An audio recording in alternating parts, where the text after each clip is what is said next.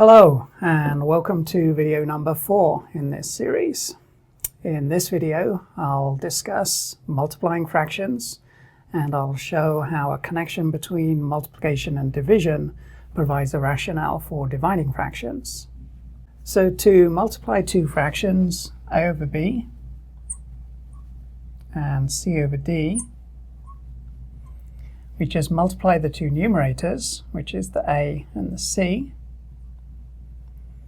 and then we multiply the two denominators, the b and the d, and the result is a times c divided by b times d. So for example, 2/3 times 5/7 is equal to 2 times 5 in the numerator, which is 10, and 3 times 7 in the denominator, which is 21.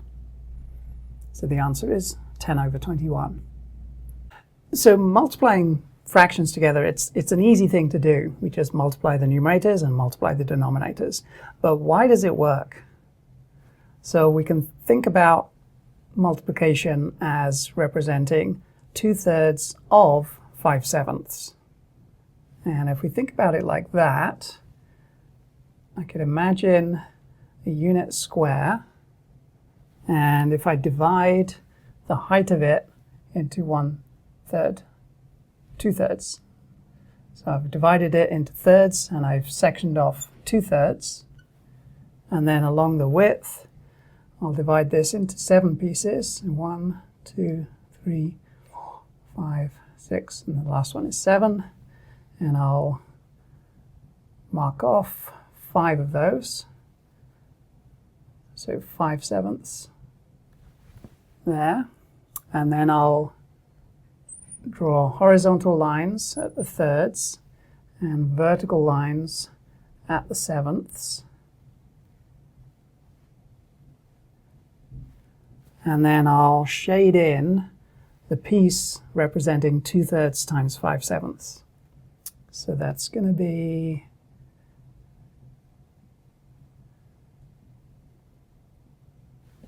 those rectangles there. And how many rectangles have I shaded? So I've got 2 times 5. I've got 10. Well, that reminds me of something. That was what this was up here, 2 times 5. And then how many rectangles do I have in total? I've got 3 times 7. 3 times 7, that's what I did up here. So the part that I've shaded represents the numerator. I've got 10 parts that are shaded out of 21 parts in total. So this provides kind of a graphical interpretation of how fraction multiplication works. Here's another example. 2/3 times 5/8. So we'll just apply our method from before. So in the numerator, I'll have 2 times 5, so 10. In the denominator, I'll have 3 times 8, which is 24. If we think back to the last video, this is not in lowest terms. So let's get it into lowest terms. There's a common factor in 10 and 24 of 4. No? I was trying to do it in my head. I was like, no, that's not the one I was going to use. Really go through common factor. So 10 over 24, it's not in lowest terms. So thinking back to the last video, let's reduce this to lowest terms. Think of a common factor for 10 and 24. So 2 is a common factor here. So 10 divided by 2 is 5, and 24 divided by 2 is 12. So the answer here in lowest terms is 5/12. There's a way of getting to 5/12 that is sometimes a little bit quicker. So let me show you how to do that. And it's to think about these fractions that we're multiplying first and see if we can do any factor reducing here before we get to here. So I'll just write it down again. And think about our method for reducing to lowest terms. We're looking for a common factor in the numerator and the denominator. And because I'm just multiplying the numerators here and multiplying the denominators here, the common factor needn't be within the same fraction. It might be across to the other fraction. So here, there's a common factor for the 2 and the 8, which is 2. So 2 divided by 2 is 1, and 8 divided by 2 is 4. And so now, when I multiply my numerators, I've got 1 times 5, which is 5, and I've got 3 times 4 now, which is 12. So this is one of those calculation kind of shortcuts that helps you move through calculations a little bit quicker. And this technique of pulling out common factors with fractions that we're multiplying will come up again when we're multiplying more complicated expressions. So not just fractions, but later on we'll talk about rational expressions, which have more complicated algebra to them, but the idea of pulling out common factors is the same. So that's fraction multiplication, which is relatively straightforward. Let's move on to fraction division now, which is a little bit more complicated, but if we build a connection between multiplication and division, it's actually no more complicated than this. We just have to do one extra step. So before we think about dividing fractions, let's first think about how we divide just integers. So for example, a divided by b. So one way we could think about this is we could turn it into a multiplication problem, which is often easier to think about than a division problem. So instead of dividing a by b, I'm going to multiply a by the reciprocal of b. So these two things are equivalent. A divided by b is the same as a times 1 over b, as long as b is not 0. For example, 3 divided by 4 is the same as 3 times 1 over 4.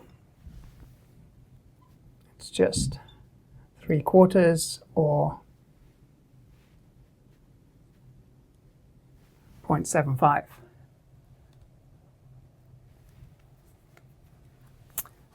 Let's think about fractions now. So fraction a over b divided by c over d. Well, let's just do the same kind of thing as we did here. Let's turn this into a multiplication problem.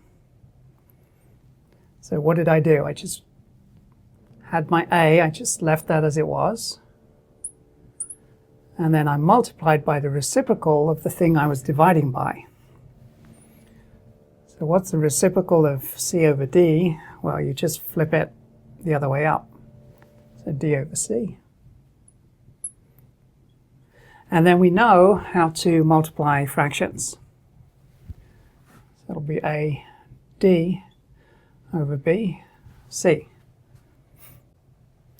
So for example, 2/3 divided by 5/7. So that's going to be equal to 2/3 times the reciprocal of 5/7, which is 7 over 5. And then 2/3 times 7 over 5 would be 2 times 7 in the numerator and 3 times 5 in the denominator. So we'll end up with 14 over 15. So let's run through a few more examples. Let's do 2/3 divided by 5 over 8. So 2/3 times the reciprocal of 5/8, which is 8/5. 2 times 8 in the numerator, 16. And 3 times 5 in the denominator, which is 15. That's an improper fraction, so we could go one more step and express that as 1 and 1/15. Let's do 5/8 divided by 2/3.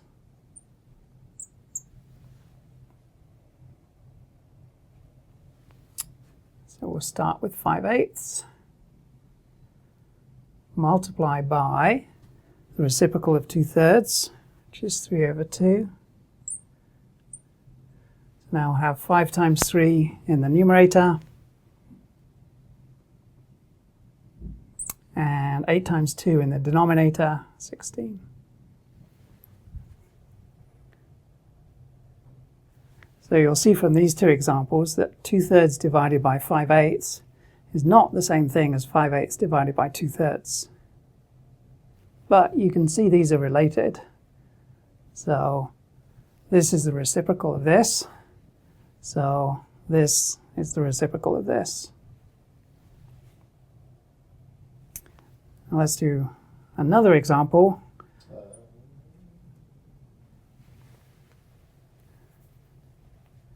Oh, sorry, never mind. Sorry. So, all good? Yeah, all good. Okay. All good. Just missed, I couldn't see something. Oh, yep. Let's do another example.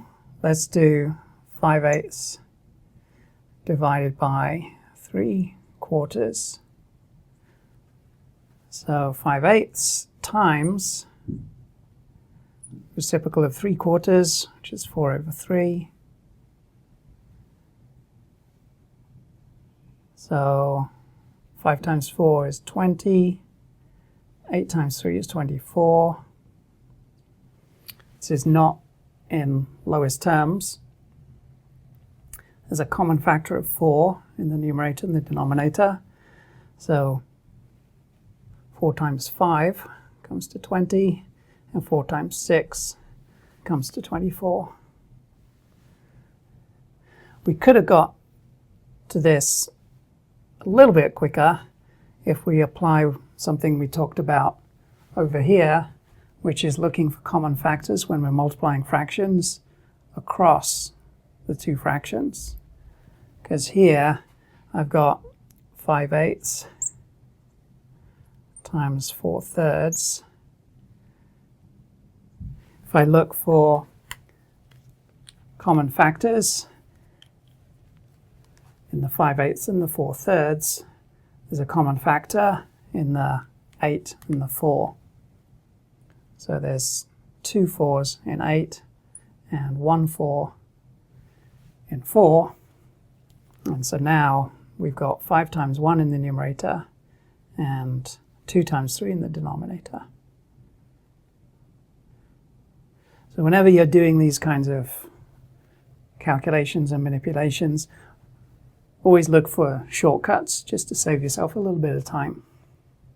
So pause the video at this point and see if you can do the next two fraction divisions. And again, try to resist the temptation to use a calculator and see if you can just work through the methods that we've used over here, pulling out common factors to speed things up if you can, and try to get the answers without using a calculator. So let's do 4/9 divided by 5/6. And so that's the first one, and then the second one, let's do 5/9 divided by 4/15.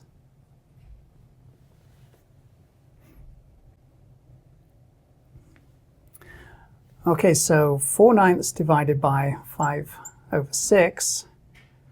So 4/9 times, and then the reciprocal of 5/6 will be 6/5. And I can right away see a common factor here for the 9 and the 6.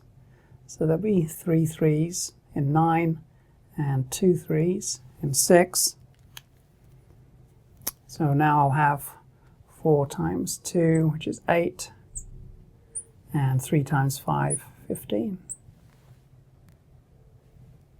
And then for the second one, we'll have 5 over 9 times 15 over 4.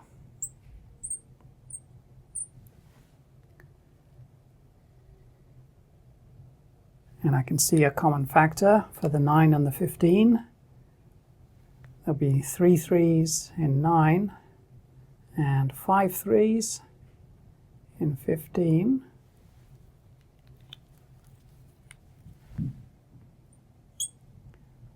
So now we'll have 5 times 5 is 25 in the numerator, and 3 times 4, 12 in the denominator. And that's an improper fraction, so let's express it as a mixed number. 12 goes into 25 2 times, will be 24, and then there'll be one more.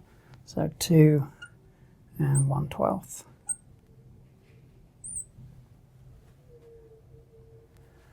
So that's it for this video, and in the next video I'll continue working with fractions, and we'll think about fraction addition and subtraction, which turns out to actually be a little more complicated than multiplication and division.